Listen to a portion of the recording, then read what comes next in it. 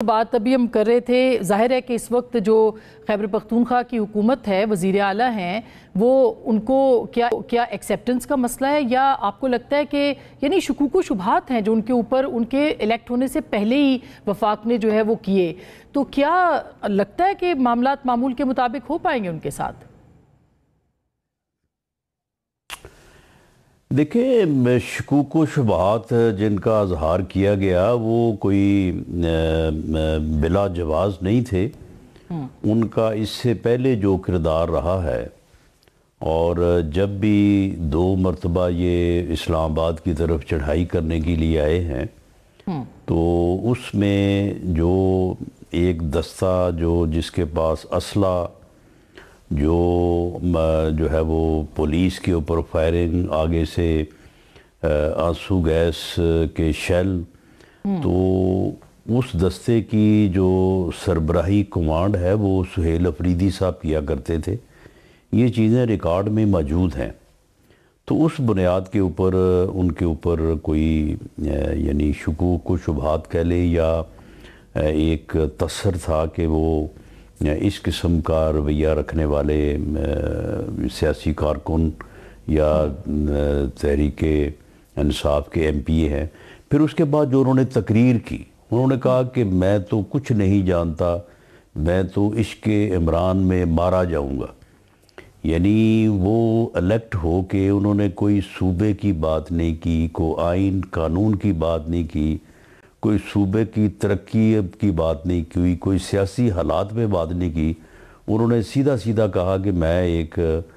یعنی اس قسم کا انسان ہوں کہ میں عشق میں مبتلا ہوں، اور اس کے عشق میں مارا جانا چاہتا ہوں۔ تو بھئی ایسے لوگوں کے لیے تو کوئی گنجائش نہیں ہے، ان کے لیے تو اسمبلی کی سیٹ پہ آنے کی ہی گنجائش نہیں ہے، جو قانون اور ضابطہ کہتا ہے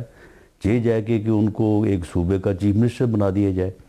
تو یہ شکوک و شبہات جو ہیں، یہ کوئی بلا جواز نہیں تھے، یہ ان کے اپنے رویے، اور پھر اس کے بعد منتخب ہونے کے بعد جو انہوں نے اپنے ذہن کو شیئر کیا ساری قوم کے ساتھ، تقریر کی جو لائیو ٹیلی کاسٹ ہوئی، تو اس کی بنیاد پہ تھے۔ اور میں سمجھتا ہوں کہ ایسی باتوں کے بعد اگر کوئی شکوک و شبہات پیدا ہوتے ہیں تو یہ فطری عمل ہے۔ لیکن راج صاحب، ظاہر ہے کہ ایک الیکٹڈ سی ایم ہیں، اور ان کے وہ منتخب ہو کے آئے ہیں، وفاق نے پہلے ہی دن سے ان کو پہلے نامنتخب کرنے کے حوالے سے روڑے اٹکائے، ان کے آنے کے، تو ایک جذباتی طور پر ایک ہوتا ہے، انسان اپنے لیڈر کے بارے میں باتیں کرتا ہے، پھر اگر اس کو نہیں آنے دیا جائے گا تو وہ اس طرح کے مکالمے بھی کریں گے، اس طرح کی گفتگو بھی کریں گے۔ کیا آپ کو لگتا ہے کہ یہ ایک جذباتی نوجوان کی تقریر تھی، یا ایک سوچی سمجھی تھی؟ دیکھیں، جذباتیت میں بہت ساری باتیں کی جا سکتی ہیں، مگر سوچی سمجھی اگر ریاست یہ سمجھتی ہے کہ یہ تقریر تھی یا ان کا بیانیہ ہے، تو پھر پرابلم ہو سکتا ہے۔ نہیں، اگر ایک آدمی الیکشن لڑتا ہے اتنے بڑے کانسٹیٹیوشنل آفس کا، اور اس کے بعد وہ بغیر سوچے سمجھے تقریر کرتا ہے، تو پھر اس پاگل کا یا اس پاگل پن کا پھر کیا علاج ہے کسی کے پاس؟ اور جہاں تک آپ نے روڑے اٹکانے کی بات کی ہے تو بالکل غلط ہے، کوئی روڑا نہیں اٹکایا گیا، بالکل فری فیئر الیکشن ہوا ہے، اور اس کے مطابق جو ہے جو رزلٹ ہے اس کے اوپر عمل ہوا ہے۔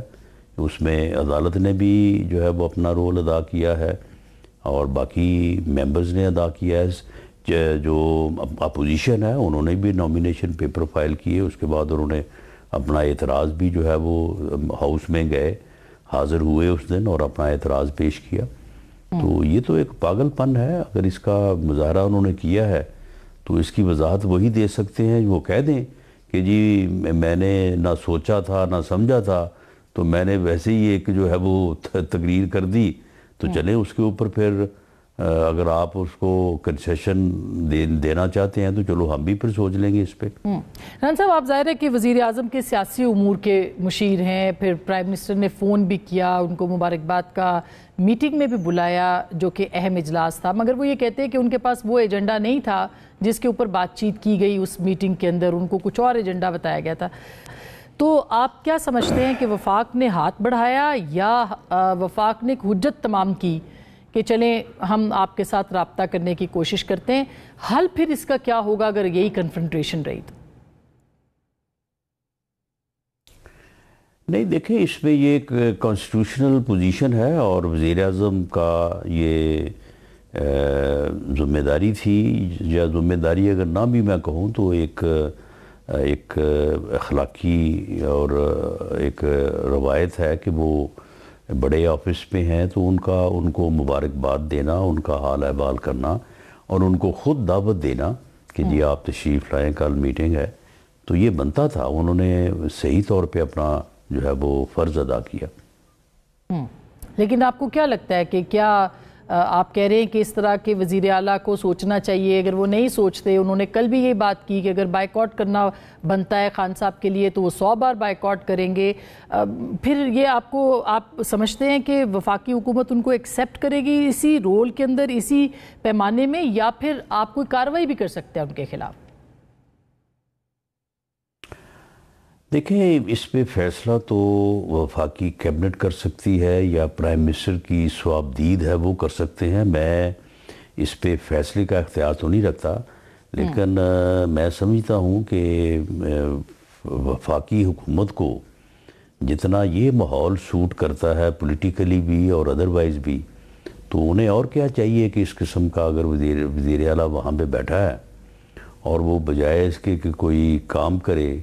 بجائے اس کے کہ کوئی وہ قانون اور ضابطے کے تحت اپنا کسی اختیار کے اوپر جو ہے وہ بات کرے، وہ بس یہ اب ملاقات کے پیچھے لگا ہوا ہے اور وہ کہتا ہے کہ میں نے تمام جلسوں اور قصبوں میں جلسے کرنے ہیں ملاقات کرنے کے لیے۔